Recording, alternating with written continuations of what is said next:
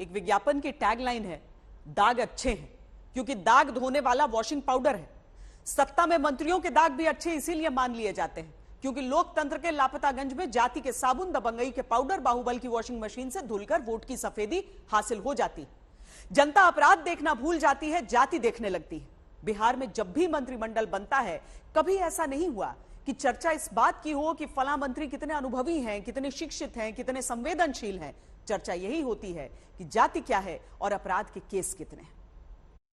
जो अपराधी किस्म का है उसको मनोबल बढ़ाते हैं, जो इनके विरोध में बोलते हैं उसको मर्डर करवाती है। इसके खिलाफ में कोई बोलने वाला नहीं है। करवाती है, मर्डर करवाती है, फलांग करवाती है सबसे। और सभी अफसर जो है दहशत में जीते हैं। इसके खिलाफ में कोई बोलना नहीं चाहता है। अपनी सरकार की मंत्री के अपराध का कच्चा चिट्ठा गिनाती ये हैं बीमा भारती, जेडीयू की विधायक जो जेडीयू की लेसी सिंह को तीसरी बार मंत्री बनाने पर नाराज हैं। वहाँ से धमधा से विधायक है, बार बार उनको मंत्री बनाता है और इसका दुरुपयोग वह करते हैं। अफसर में जो है कि रंगदारी वसूलना, अफसर में धमकाना, चमकाना। अफसर सब भी डर जाते हैं। हम लोग को कई बार फोन करते हैं कि मैडम मुख्यमंत्री जी के करीबी है, इसलिए हम लोग को डर लगता है कि क्या महिला है, क्या बोल देगी, क्या कर देगी मुख्यमंत्री जी से कह करके। इसलिए लोग सब दहशत में रहते हैं। जो अपराधी किस्म का है उसको मनोबल बढ़ाते हैं, जो इनके विरोध में बोलते हैं उसको मर्डर करवाती है। 10 जून को मुख्यमंत्री, उप मुख्यमंत्री की शपथ, 16 जून को मंत्रिमंडल की शपथ और 24 घंटे में दागियों पर अग्निपथ। वजह ये कि नीतीश तेजस्वी की सरकार में शपथ लेने वाले 33 में 27 मंत्री यानी 72% मंत्री पर आपराधिक केस है। राजनीति में अपराध दर्ज होना किसी नेता या मंत्री पर बहुत बड़ी बात नहीं मानी जाती, लेकिन चिंता की बात यह है 33 में से 17 यानी 53% मंत्रियों पर गंभीर आपराधिक केस है। गंभीर अपराध का मतलब क्या होता है ये जान लीजिए। ऐसा क्राइम जिसमें 5 साल से ज्यादा की सजा होती है, ऐसा अपराध जो गैर जमानती होता है, हत्या, अपहरण, बलात्कार जैसा अपराध, महिलाओं पर अत्याचार जैसा अपराध।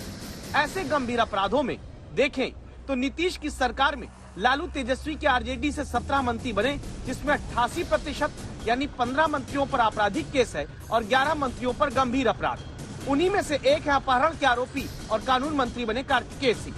जेडीयू के कोटे से 11 मंत्री बने, जिनमें से 4 पर आपराधिक केस है और 3 मंत्री पर गंभीर अपराध का केस दर्ज है। नीतीश बाबू क्या कर दिया आपने? This is a textbook case of jungle raj. सरकार बनने के बाद बिहार में जिनके दागों की चर्चा सबसे ज्यादा चल रही है, उनका परिचय आगे देख लीजिए। नीतीश राज में जिनके खिलाफ चावल घोटाले का केस दर्ज हुआ, आरजेडी के ऐसे सुधाकर सिंह कृषि मंत्री बने हैं। 24 से ज्यादा केस दर्ज वाले जमा खान अल्पसंख्यक कल्याण मंत्री बने हैं। कारतूस के साथ एयरपोर्ट पर दिल्ली में पकड़े गए चंद्रशेखर यादव नीतीश सरकार में शिक्षा मंत्री बनाए गए हैं। हत्या की कोशिश से लेकर बाल यौन शोषण के आरोप जिन पर हैं, ऐसे सुरेंद्र यादव बिहार में सहकारिता मंत्रालय की जिम्मेदारी उठाएंगे। जिसको माननीय मुख्यमंत्री जी ने ड्यूटी दिया है और जिसको आदरणीय लालू प्रसाद जी ने चयन किया है आरजेडी की तरफ से कि कौन मंत्री होगा, हम दोनों नेताओं को तो धन्यवाद देते ही हैं। ये है सुरेंद्र यादव जी, दूसरे मंत्री। इनके भी लास्ट इलेक्शन का भी मैं बेलागंज से ये लड़े हैं, तो लास्ट इलेक्शन में देखिए इनके खिलाफ क्या क्या आरोप है। धारा 307 अटेम्प्ट टू मर्डर। बाकी अपराध का संक्षिप्त विवरण क्या है? बाल यौन अपराध, ये भी लिखा हुआ है। चाइल्ड सेक्सुअल अब्यूज और बाकी मारपीट भी है। मंत्रिमंडल बनते हैं तो चर्चा जहां होनी चाहिए कि फला मंत्री इतने शिक्षित हैं, फला विभाग के काम के लिए इतने अनुभवी हैं, वहां बिहार में मंत्रिमंडल बनते ही चर्चा होती है कौन किस जाति का है और किस पर कितने केस है। रोहित कुमार सिंह, पटना, आज तक।